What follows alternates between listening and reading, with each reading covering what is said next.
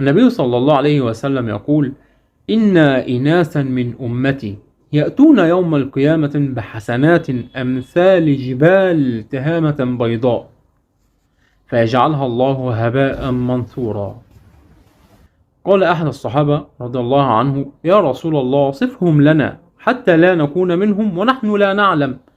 قال: أما إنهم إخوانكم ومن جلدتكم ويأخذون من الليل كما تأخذون، ولكنهم قوم إذا خلوا بمحارم الله انتهكوها. انت متخيل تيجي يوم القيامة وتشوف أعمالك قد الجبال، جبال ضخمة، فيطمئن قلبك وصوت يقول لك: كله راح، كله راح هباء منثورا.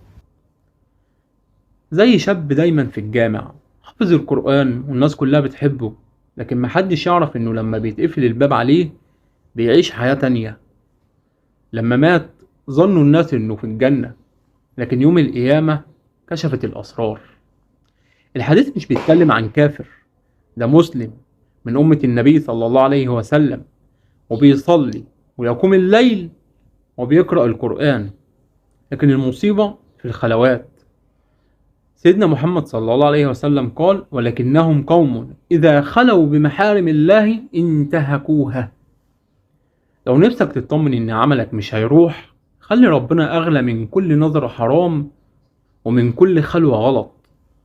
قال الله تعالى: يوم يبعثهم الله جميعا فينبئهم بما عملوا أحصاه الله ونسوه.